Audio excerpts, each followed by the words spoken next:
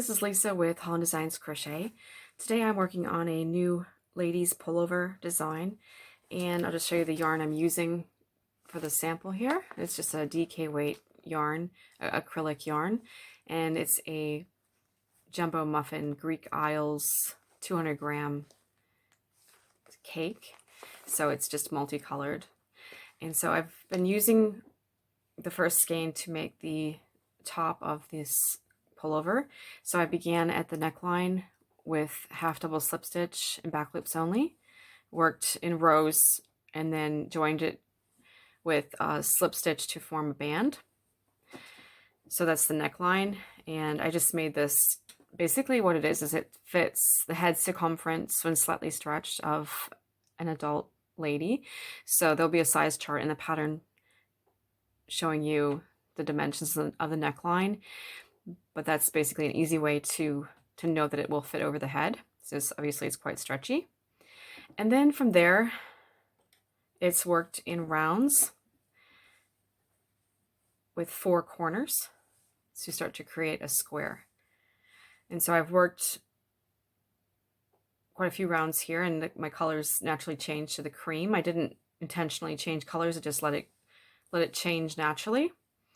And once I have finished the top part of the pullover, I've worked it so that the sides here measure the armhole depth for a lady's size small. And there's a size chart in the pattern also telling you the standard armhole depth and other measurements for a lady's cardigan. And so I've measured this, and it's 7 inches long. And so I know that I've got the correct measurement. And also a standard measurement for across the front, or basically half of the chest. For a lady size small, I have it on my size chart as 18.5 inches. And so when I've measured my piece here, it's approximately 14 inches across. And so what I'm going to do now is I'm beginning to create the armholes. I'm going to add some inches here to the measurement on both sides so that the chest circumference is the proper size. So rather than being 15 inches, I'll be adding approximately 2 inches on either side so that my total chest circumference ends up being about 19 inches. So you can easily vary that when you're making this the next round that I'll be working, and just add a little bit more to the circumference of the chest if you need to, depending on what kind of fit you'd like. So I'll demonstrate that for you now. I'm working on the armhole round now. So I'm going to be joining the front and the back of the pullover at the armholes. And so I've just begun here at the corner, and I've worked my first 2 half double crochets. And then I'm going to create some foundation loops at the armhole.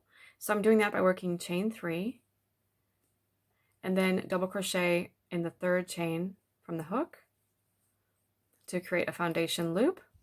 And I'm just going to make 2 more of those the same way, chain 3, double crochet in 3rd chain from hook, chain 3, and double crochet in the 3rd chain from the hook. And then, so that's my armhole.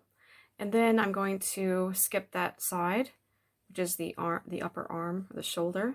And then I'm going to work my 2 half double crochets into the next chain 2 corner before then I continue along the rest of the round the same way I did before. So when you do that on both sides, you'll end up joining the entire top of the pullover, and you'll have 2 armholes. You can see how that's added a little bit of a measurement there. So basically your chest measurement will end up being wider than it was previously. You'll have this additional measurement at both sides so that you get a proper chest measurement. So you can adjust how many loops you're doing at the side depending on how much you might want to add to the chest measurement.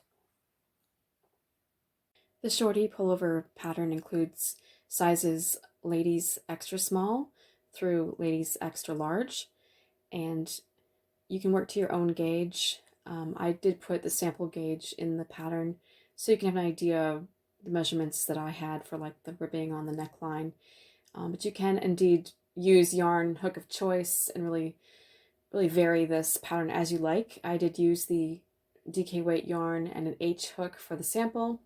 And I think my DK weight yarn was almost close to a medium worsted weight, so it wasn't anything super thin.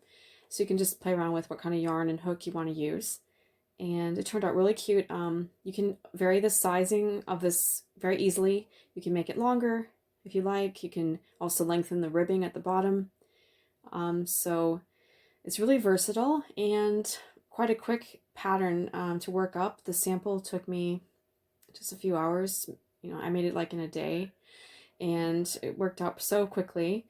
And actually it's quite a easy pattern for someone who's maybe new to making a garment. So if you are good at granny squares, you'd be able to master this pretty quickly, since it does use some pretty basic sort of granny square type techniques.